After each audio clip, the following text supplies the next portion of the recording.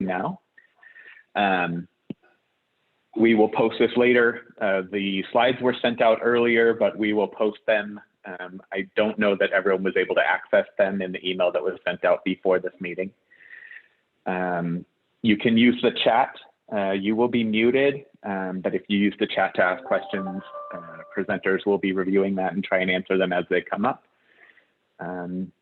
And I think that's good. So we will start with Dr. Dotson.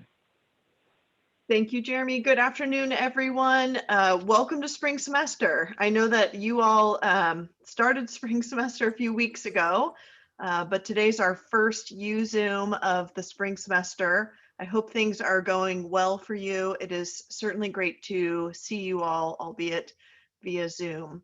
A couple of updates from me, and I'm going to try and keep them brief because we do have a pretty packed agenda.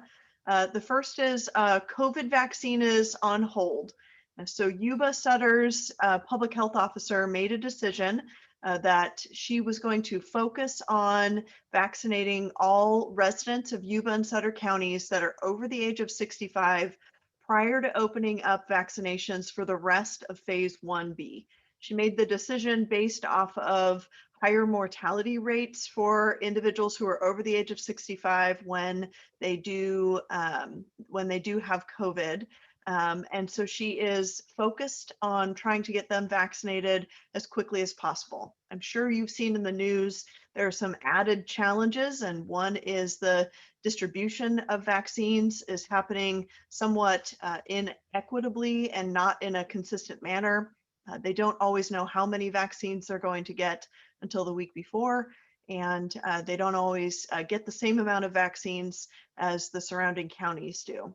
A couple of additional notes, and I hope to get a message out to the college community about this soon. The first is, if you have not seen this article in the news, I would encourage you to follow this idea, and that is that CVS Walgreens has been given a contract to participate in vaccine administration, and the Yuba City CVS will be participating in that program. That the CVS program will follow the state's guidelines. So there is a chance that educators will have the opportunity to make an appointment at CVS in Yuba City. That project is still coming together. The website for CVS will go live on February 9th. There is information on there now about eligibility, which includes all of phase 1B. So if you are interested in getting the vaccine and you are an educator, we will not have dedicated access to this, but you could get on their website on February 9th and try to schedule an appointment with them to see if you can get vaccinated. If you're over the age of 65 and you are a Yuba-Sutter resident, you can sign up through the Yuba-Sutter Health Department's vaccine clinics or through your provider, because those are available in the counties now. One additional piece of information for you is that we did get contacted by Butte County's public health office asking us to let our staff know that while you might live in Butte County, because you work in Yuba and Sutter counties, they do not want you to schedule an appointment to get a vaccine in Butte County. What was shared is that Butte County is focusing on vaccinating those individuals who qualify for phase 1B based off of their employment status, only if they are employed in Butte County. So their vaccines are based off the number of vaccines that they have for their educators in Butte County. So I know that many of you are keeping in touch with your home of record county health departments. Please continue to do that. Just make sure that you are eligible before you make an appointment and move forward. I know that the vaccine has been a little bit frustrating for those who are interested in getting it, and we're doing our best to try and pass information along as soon as we can.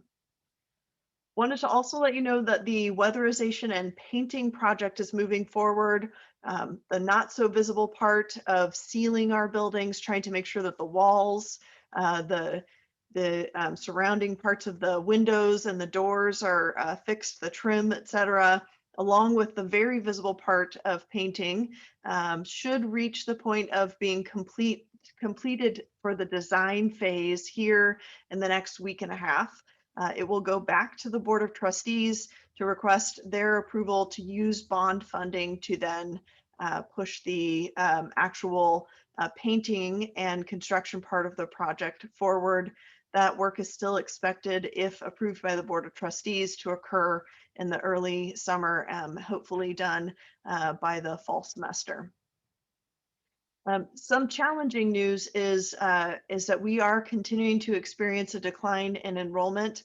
I won't go too far into this because I know that we are hearing a lot of information about budgets and enrollment, but Yuba College is experiencing a decline in enrollment, and for the spring semester, we are somewhere between 13 and 16% down, depending on which part of enrollment you're looking at. This is unfortunate. I don't doubt that a lot of this is driven by some of the challenges students are experiencing with COVID, with there being a challenge with distance learning, and all of those associated impacts to life. But it is something that we all need to be aware of, that we are continuing to see a decline in our student population. The last update that I'll share with you is centered around this idea of civil discourse. As I'm sure you are all aware, we had a challenging email exchange on the YCCD all distribution list. I think it's important to be able to share thoughts and opinions, even thoughts and opinions that aren't ones that we agree. But unfortunately, in that email chain, things went beyond a sharing of ideas and turned into a personal attack. I think it's really important that we remember that we need to be good to each other, and that we need to model good behavior whenever possible. And that can be hard, especially in our world right now, where everything is not only uncomfortable because of the pandemic, but because of all of the challenges that we have experienced in politics, in racial unrest, and the list goes on. We have had an opportunity to talk briefly at the Academic Senate and the College Council about making sure that we have the tools and resources that we need as an institution to be able to disagree with each other in a way that doesn't cross the line, to make sure that we all understand what the applicable BPs and APs and handbooks are to guide our behavior, particularly via email, and just to make sure that while we are sharing ideas that sometimes aren't the same, that we do it in a way that's about lifting up and learning, and not about attacking anyone that's involved. I look forward to hearing back from the Academic Senate and the College Council about if they have any recommendations for what we need to do as an institution to make sure that if this does come up again, we all treat each other appropriately in order to keep Yuba College proud. It wasn't a proud moment, I don't think, for a lot of us as things got out of hand. That's the end of my updates, but I'd like to just introduce our next speakers. So we have an opportunity to recognize African American History Month, and we have a really unique presentation today. And I want to thank Tonya Mack for responding to my email and being willing to come up with a unique idea to help us all extend our knowledge and understanding of African American History Month. And with that, Tonya, take it away. Thank you. Hi, everyone. For those who don't know me, I'm Tonya Mack. I am the Director of Grant Research and Development here at Yuba Community College District. And our guest today is Ms. Megan Anderson. She is President and co-founder of the Village Yuba-Sutter. Hello, thank you for having me. And so we appreciate so very much being invited to join you and to celebrate Black History Month. You know, we've had some challenges for sure. And I think that, the highlight of Black History Month is just an opportunity for us to all really think about our responsibilities to set the tone for how future generations view themselves and view the world. we know that having dismissive attitudes about Black history can make a lasting impression on young minds. And the fact that we now hold the key to honoring Black history, the month, the legacy of our history, we not only, you know, have to acknowledge the hard truths about history, but also help Black students and communities feel empowered about their identity. We challenge us all to engage in reflections of Black history that centers Black people around a narrative that isn't always steeped in oppression and struggle. And far too often when we see our history being shared, those are the stories that we hear and that we see. So it's really an opportunity to remind ourselves that we as people of color are creators, we are builders. We started and led revolutions from the continent all the way to North America. You know, we have a proud legacy of what we've done to help build this country. So we hope that you will join us as we celebrate the legacy of our culture and reminding our community that Black history is American history. And so we're just really excited. We're really excited about that. Black history is not a tragedy, and teaching and learning should be a celebration of that history. I agree, absolutely. Just like you said it all. But we do have a treat for you. And we thought that when Tonya asked, you know, could we present, one of the things that initially came to mind was the Black National Anthem. And if you haven't heard of that, next slide, please. It's called Lift Every Voice and Sing. It's a song that is commonly sung culturally for us. It was actually written as a poem and then turned into a song. And Megan has a wonderful voice. We wanted to share with you the first stanza of the song, and I will put a link in the chat where you can learn more about the song, about the brothers who A, wrote, and 2, kind of composed the music that went along with it. And now it's sung all over the world and again, nationally recognized by Black Americans. Okay, you guys, so this is the first stanza of Lift Every Voice and Sing. God bless it. Lift every voice and sing till earth and heaven ring with the harmonies of liberty. Let our rejoicing rise high as the listening skies. Let it resound loud as the rolling seas. Sing a song full of the faith that the dark past has taught us. Sing a song full of the hope that the present has brought us. Facing the rising sun of a new day begun. Let us march on till victory is won. Yes. Oh, thank you. I've never sang that as a solo, but God bless it. That was beautiful. Thank you very much. So that's our national anthem.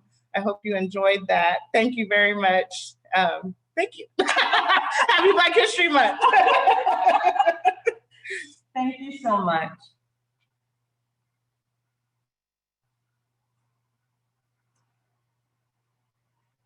Can you get those tissues? I don't know why my eyes are. Hi, everyone. It looks like I'm up next. First thing, I sent out an email earlier.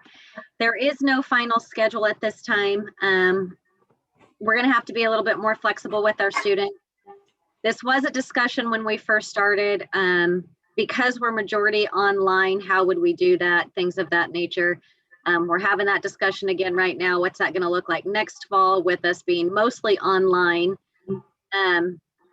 So there has been no decision on for, you know, the fall schedule yet on whether or not we're going to have a final schedule. So to be determined still, and have discussions with your dean as well, so we can figure out how we can put that in the schedule. I wanted to remind everybody, I heard from the DE committee that they wanted me to send out a gentle reminder that if you do have a fully online asynchronous class, you cannot mandatorily ask a student to show up. You can request them to show up at certain times, but it cannot be mandatory. Broadcast is when it's the asynchronous, and then you can only have them come at that specific time. And that should be dictated in the schedule as well. If you have any questions about how your course is listed, whether it's, you know, hybrid, broadcast, online, please reach to your dean, or you can reach to me too, so that we can discuss how it's listed and what you can and can't do, you know, and require from our students. I just want to say welcome back. And again, I think we are getting a little bit better at this online thing and modality and working with our students. I've seen a lot of innovation going on and taking place, and people sharing that, and it's really good to see. So, you know, here's to another semester, and welcome back. It's good to see you all.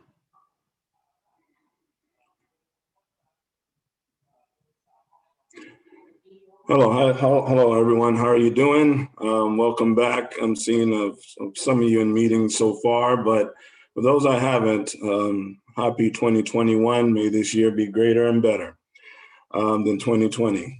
The bar shouldn't be that high, right? So I want to really give a shout out to Ana Ramos Gonzalez and Martin Gutierrez and other members of Financial Aid. I encourage you all to check out the website and take a look at what I consider a student-friendly, easy to navigate website is, as well as the work they have done through Zoom.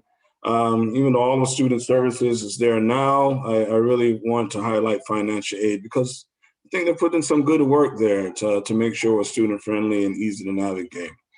Also want to give another shout out to our director, our interim director, which I assume say Chris Sanchez, and also Maria, who's associated with the Dusty's Pantry, and the work they have been doing there.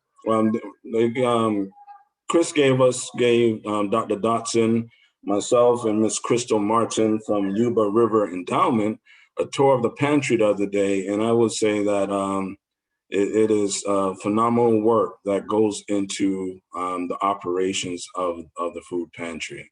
Was very pleased to see that presentation, and the big shout out to Ms. Sanchez about the passion that she approaches this work with. Next slide, please. So we had some during peak times, we had some late hours that we did in student services. So we highlighted 5 days that we will be available until 8 p.m., where we were available on Zoom and had limited in-person services up until 8 p.m. So that time has now passed, but I definitely wanted to put it here to say that the services were available for students. And we really wanted to test it out to see if students would utilize those hours. So over the course of the semester, we, of course, starting January 4th right to May 28th, our operational hours in student services, Monday through Thursday, will be 8 a.m. to 6 p.m. On Fridays, 8 a.m. to 4 p.m. So students will be able to receive services in person and also via Zoom during limited times. Next slide, please. And I also want to welcome our interim director of counseling, Ms. Chris Sanchez, and also our interim director of TRIO, Ms. Kao Lee Vang, who will be serving in the role until we seek full-time permanent positions. Both individuals works for the college in different roles.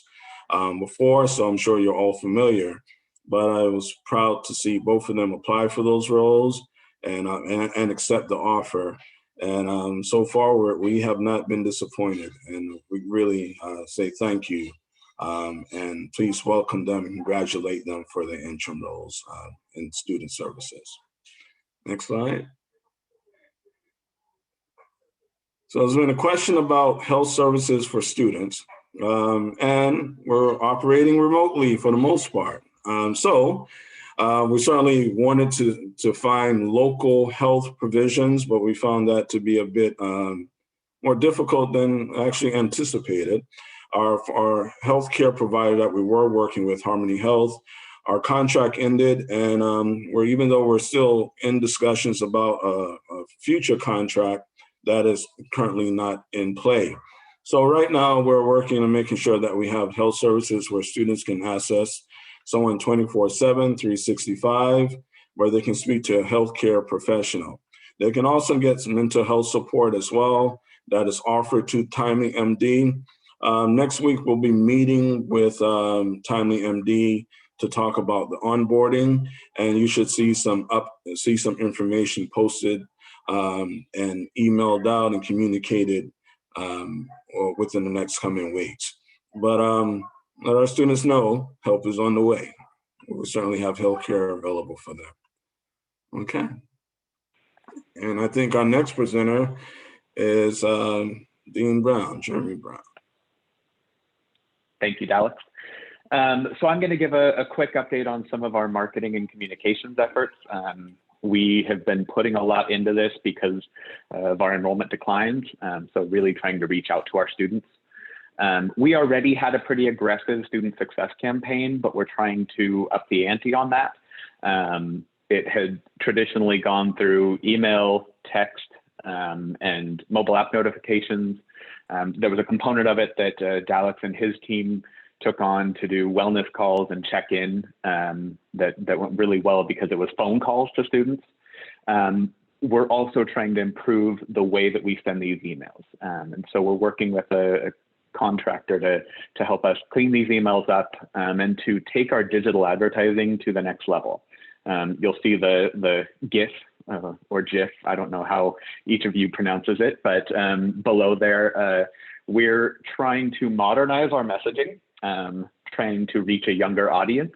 I think when we first saw some of these draft images and messages, we all had to look for a glossary or go to a teenager to see if we could get some information on what this actually meant. But we're trying to reach students that are coming right out of high school, so speak their language. We're also doing the direct mail postcards.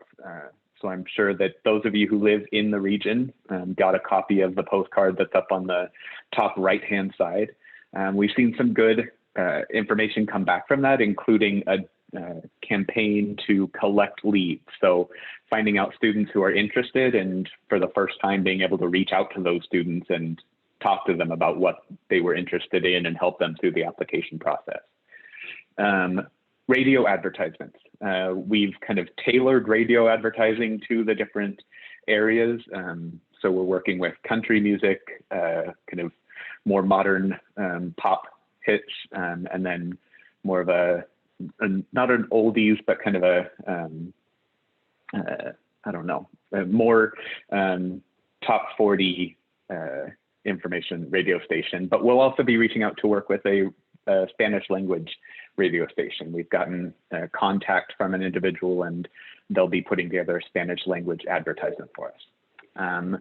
We've been focused on improving our website because I think we've noticed that there are challenges to accessing the information. Our students, it takes them time to find all of the information they need to be successful. So we're trying to clean some of that up, making our homepage and our landing page, making it more user-friendly, get the information students need as soon as they need it. And then we have a great team, especially Crystal Fair has been doing a great job of updating our home slider. So that image that kind of scrolls through on the front page of the homepage to try and engage students and demonstrate our cultural heritage activities. So that's been an improvement. We also have a social media work group that's bringing together information about best practices for use of social media. They gave a workshop during the Flex Week, and that work group right now is Riley Feder-King and Crystal Fair and Irma Guzman. And we have also put together a draft brand standards guide. This was shared with College Council, and it's going to be a way of building kind of unified messaging and documentation and kind of a unified approach. We're also working on implementing SignalVine, which is a text message platform where we can directly outreach to students. It will also have an AI component that answers students' questions quickly so that they don't get stuck in kind of waiting for a response. So those are our efforts in marketing and communications. Next up, I believe we have Crystal.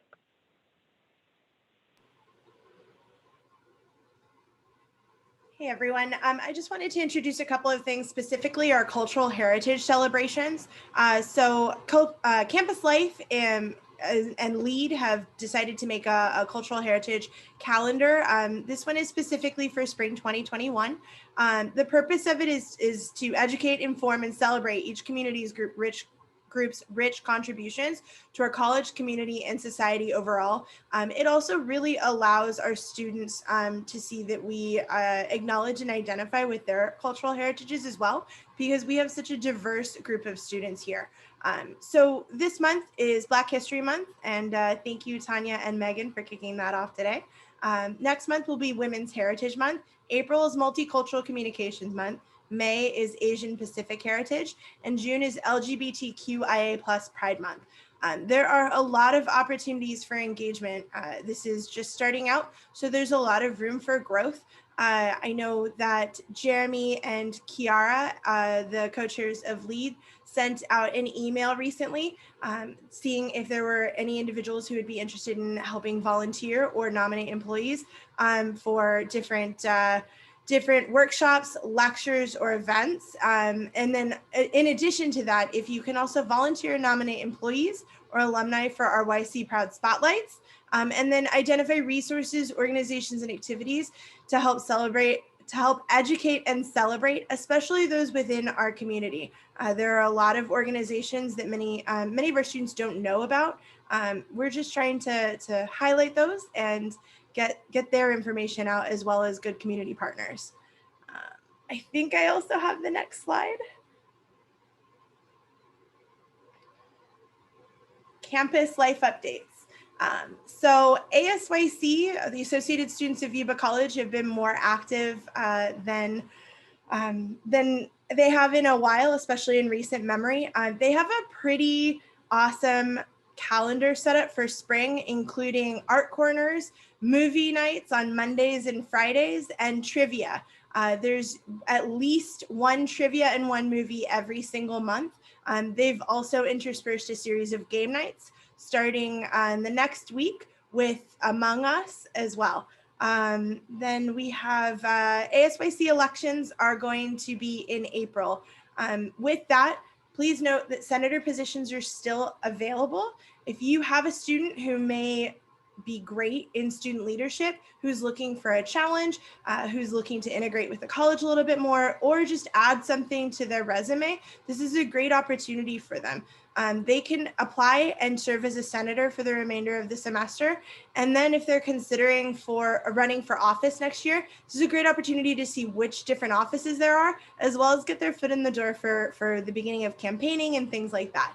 Students can contact myself or ASYC at the listed emails. Along that line, we're going to be doing a club cleanup. There are a lot of clubs that have gone inactive over the last few years. ASYC and Campus Life are going to work to identify which ones those are. If you're an advisor of a club and you haven't been in contact with Campus Life recently, please reach out to me with your list of current officers and your ICC representative. There is an ICC meeting tomorrow at noon via Zoom. ASYC and ICC both have all of their agendas on board docs, so you can get all of the information up there. Campus Life is also highlighting National Day of events throughout the semester. They're going to be linking different activities, and you can look in the app for links and information on those days. There will be a full calendar on the app within the next week. Then two more things. Woodland Community College and Yuba College are doing a partnership for certain activities. It will tie in primarily with the Cultural Heritage Calendar, starting in March with Women's Heritage Month, and hopefully this will be an ongoing partnership. Just once again, if you have any suggestions or ideas for what that could look like for both schools as well, this would be a great opportunity to help tie our sister school in with us.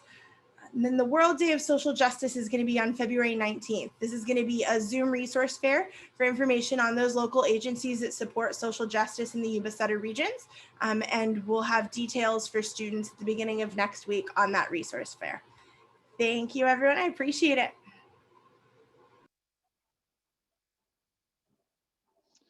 Hello, everybody. Eric Burns. I'm going to give you an update on Alumni and Friends. I am not going to provide an athletics update right now, but if you have questions, I'd be happy to answer them. Alumni and Friends is plowing forward in spite of COVID. We are certainly looking for more membership. Any of you that have been members or are members, we're looking for membership renewals. And then we will also be engaging in some efforts to expand our membership. If you go to the website is linked at the front of the Yuba College page. At the very top, there's a dark blue bar. Alumni is the second link from the left. From that page, you can do everything from become a member, update your contact information, as well as request funds for a project, which I'll get to here in a second. The second thing, committee participation. We're always looking for people to participate on our committee.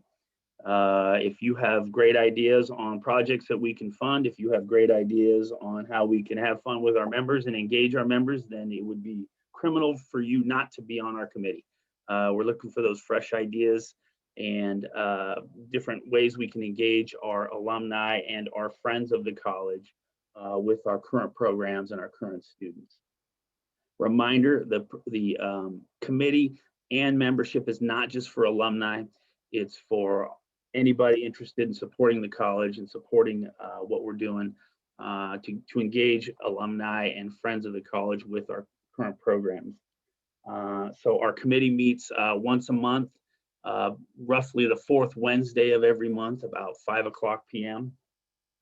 And again, your participation. If you are interested in participating, reach out to me or Zulema. We can get you connected with how to participate. My next thing, project funding requests.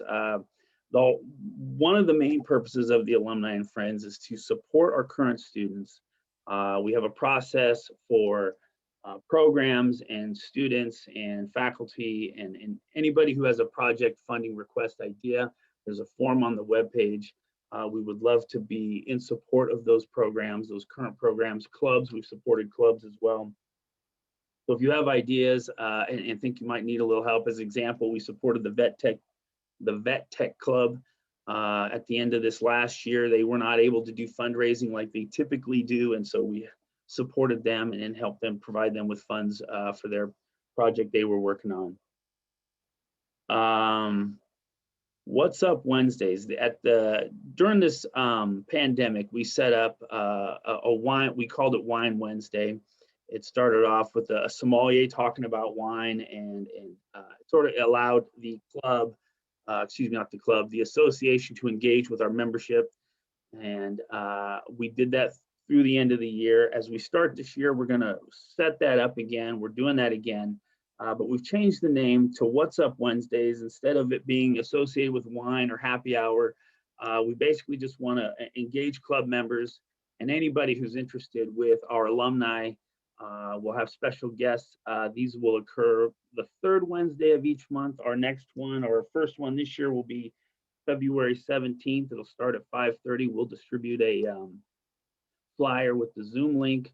I don't want to disclose who our special guests will be this first time. I need that confirmed first before we do, but we'll have some special guests. For the most part, they'll be alumni and people associated with the college, basically telling us what's up. And it's an opportunity to kind of get together and share Yuba College stories and stuff like that.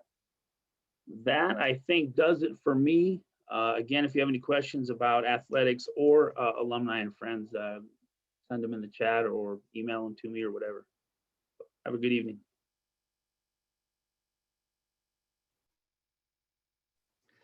Hey, thank you, Eric, for that good update, and everyone. Despite COVID stress and challenges, I'm feeling really uplifted right now. There's so many wonderful things going on, and I have the opportunity to kind of brag and celebrate some of the incredible work that the biology department has done for our students. And I've recruited 2 faculty members, and have to give a shout out. Melissa Ha got her tenure, awarded this year, and Professor Daniel Consour are going to share some of the things they've done to move biology labs online and keep awesome education going despite online instruction and challenges with labs. So Dan, if you'd like to start up, or Melissa, really appreciate y'all and good job. Hi, Al. I don't know if Melissa is going to be part of the presenting or not, but she made all these slides for the most part. So, all right. So yeah. So obviously, moving things online has been a challenge for everybody, right? But when it comes to a lab, that was kind of a different sort of challenge, I guess. And so we're just going to talk about some of the things that we've done. One of the first questions that we asked ourselves is kind of, is an online lab a lab at all, right? Like, what is an online lab really? But what you find yourself having to do it. And so go ahead and go to the next slide. And there's a few sort of hurdles we had to get over first to figure that out. One, the idea that first comes to mind is, well, can we have them do it at home, right? And for some things it ended up that we could, but a lot of things we really can't, right? And so the challenges were that, you just can't ship everything that you might want to ship to them, right? Some things literally you can't, other things you wouldn't want to, right? And they don't have access to, large equipment like incubators and hot plates and water baths and things like that, right? And so and there were other things that we decided that were just kind of wholesale out of the picture, like having them culture bacteria at home, right? It's just not a thing we thought was a good plan. In theory, they could do some of that, but we didn't think that we wanted to be exposing ourselves to that possibility that they were going to amplify something that we had no control over at all, right? Go ahead and go to the next one. You there? I saw you there, Melissa. So if you want to jump in at any point, feel free. So go ahead and go to the next slide. Yeah, perfect. So some of the solutions then that we came up with were one, so you see, just to use existing simulations that are out there, right? And so there's kind of packages that we've been able to access. One of them, the main one, probably Labster, but there's other things out there. There's also just kind of free things out there. So a simulated lab is probably the closest to an online lab that you can do without having them do it at home, and with limited success, right? So Labster has its good size. It can be really great, but it can be a little video gamey. So there'll be people who get stuck with some of the tech, right? Or some people who just aren't familiar with that kind of interaction and get stuck with tasks in there that are like putting on their simulated lab coat, right? And so we've didn't want to make that the centerpiece for the most part, right? So that's kind of something that adds to it.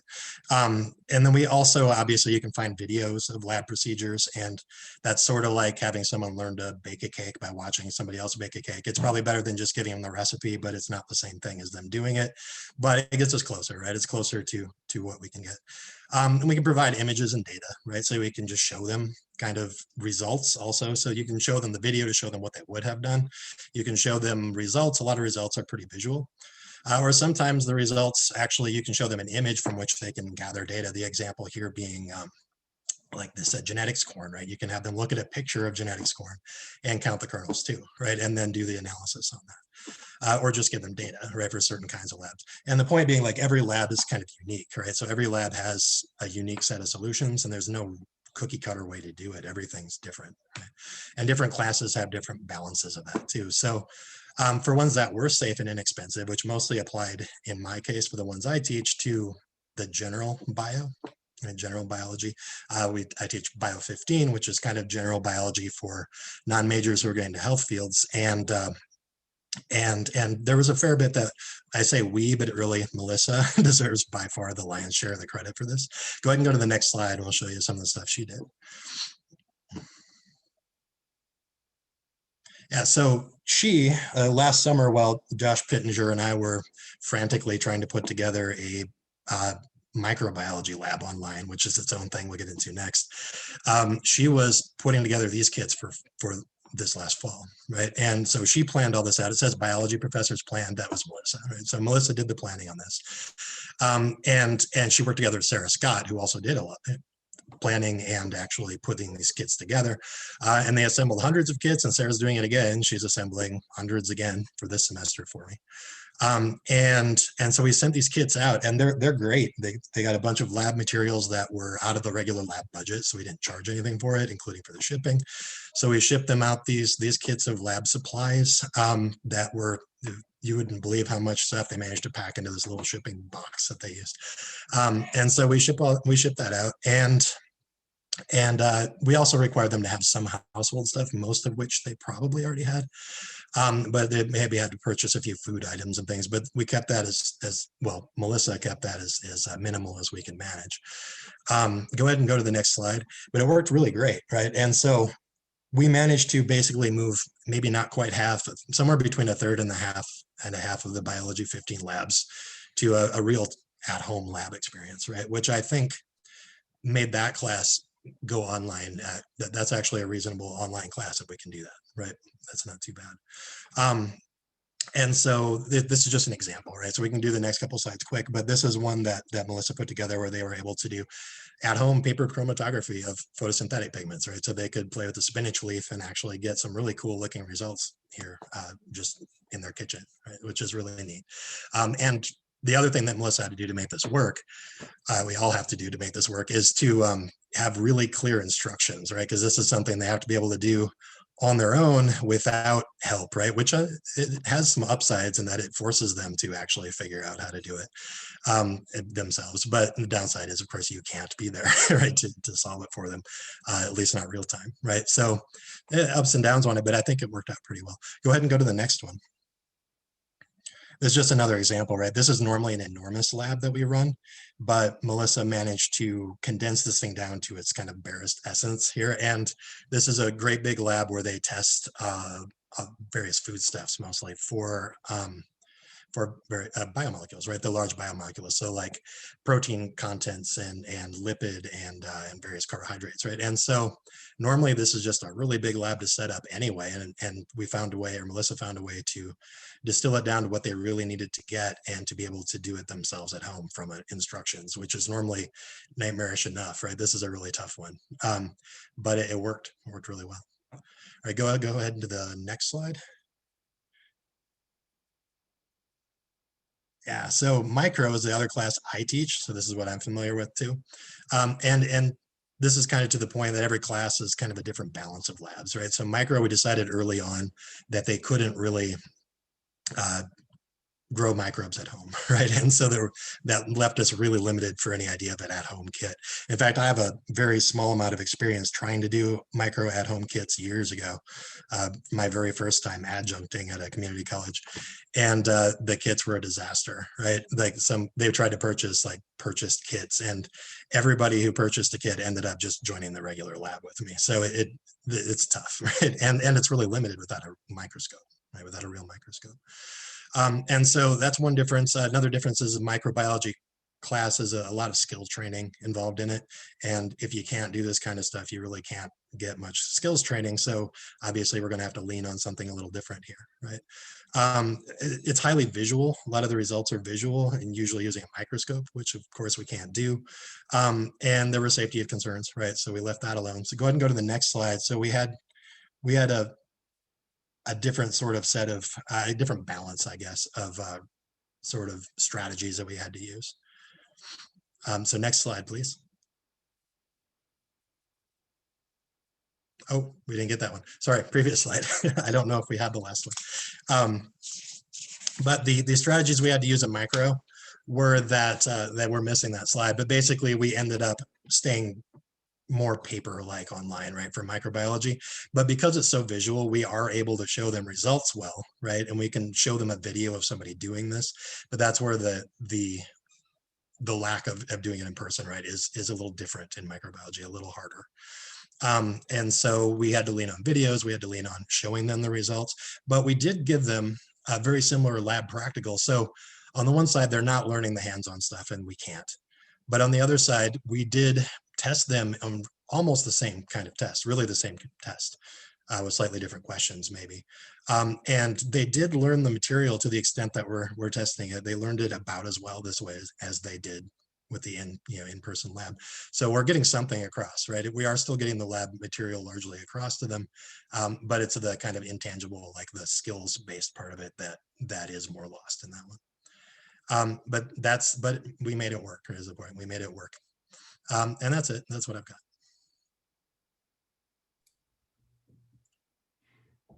Thank you, Dan and Melissa. That was a great presentation. So I have a few updates. So just a reminder that the Academic Senate meets on Thursdays at noon, and everyone's welcome to attend and provide feedback as we're looking at important things that affect us. I want to highlight a few of the things that we're working on right now. A big one at the district level is strategic planning. And I definitely want to thank everyone who showed up to the Flex activity, gathering very good and useful information that'll help us as we're going through the process of updating our mission and values and vision and goals at the district level.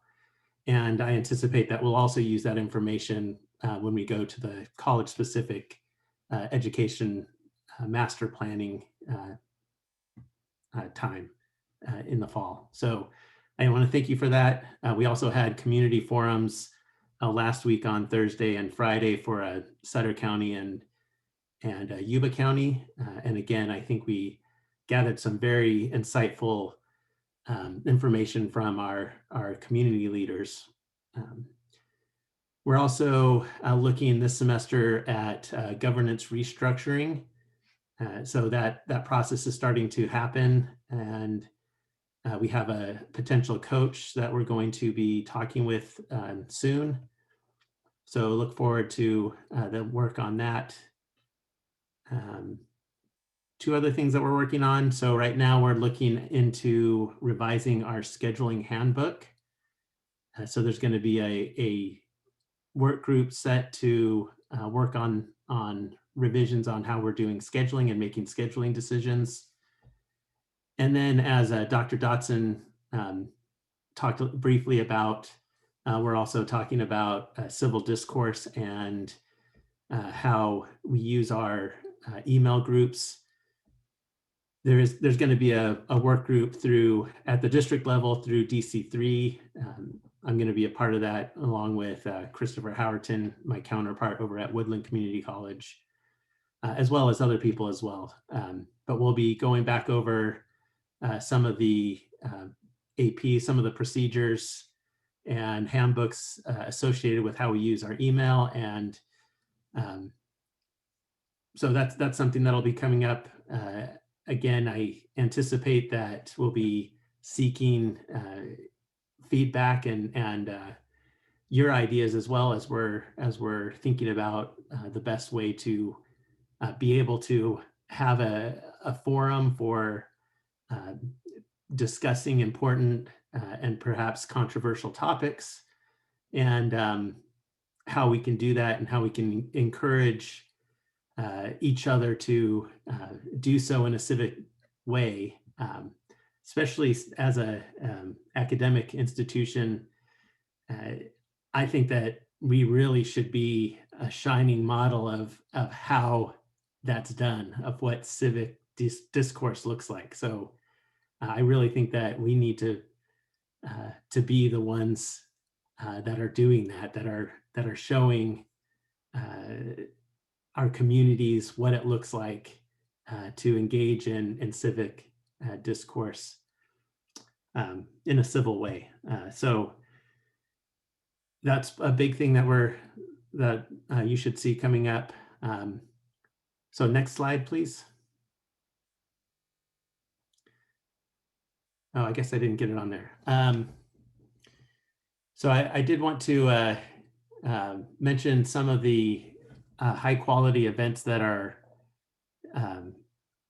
coming up at the state level.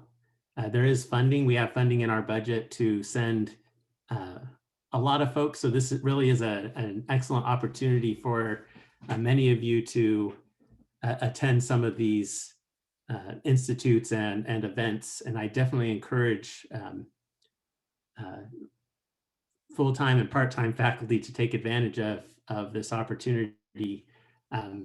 Typically, our budget doesn't allow us to send a whole lot of people because of events being, we having to pay for travel and hotels and et cetera. But since the events are all virtual, we do have funding to send a lot of faculty. So if you're interested in any of the events, let's see if I can remember what we have upcoming. So we have the Part-Time Faculty Institute that's coming, I believe, February 18th. And then the Spring Plenary, I believe, is the next event that's in April. And then there's a leadership event, there's non-credit and Career Education Institute. These are all happening at the end of spring or early summer, and Curriculum Institute. And I probably am forgetting one or two of them.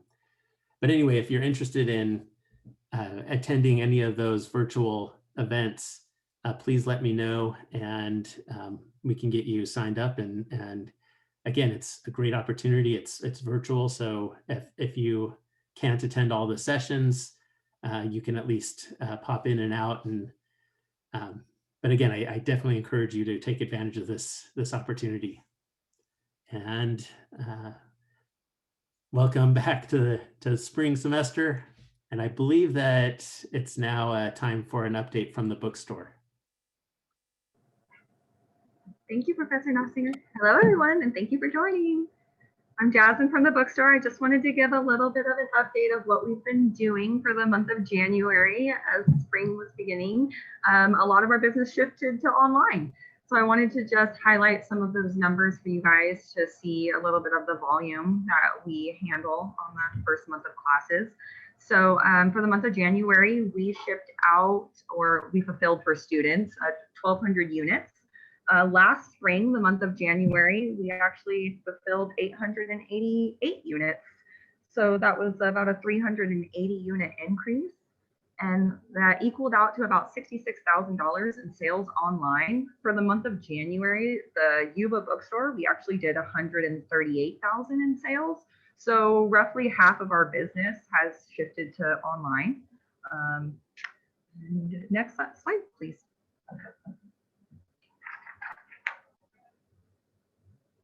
So because a lot of our business has shifted online, I wanted to just highlight our homepage for our website, yubashop.com.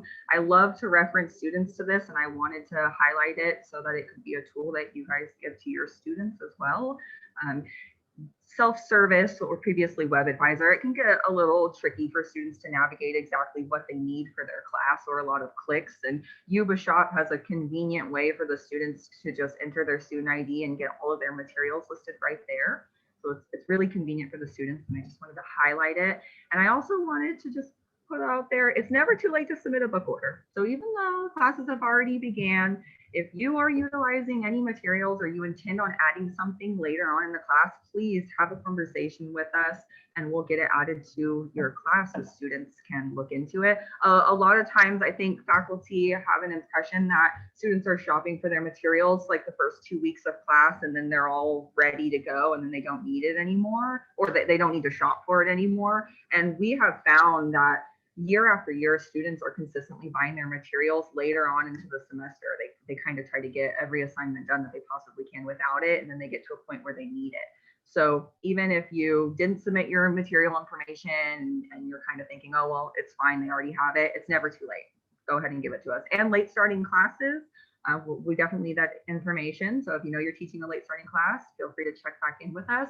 We'll also be reaching out and doing a check of balances and make sure that we have all of that information submitted. Next slide, please. And then just a little reminder, here are your bookstore contacts. You can reach out to any one of us and we'll forward the information along to the correct person. Thank you for joining.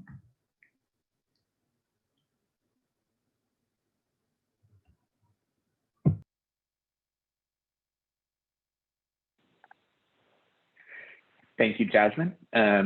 So that's the end of the presentation for today. If there are any questions, feel free to unmute or use the chat.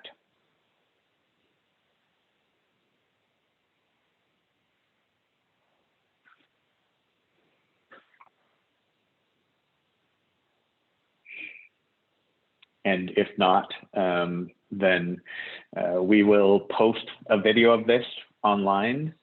It looks like, Dr. Dotson shared the dates in the chat for the events that Christoph mentioned.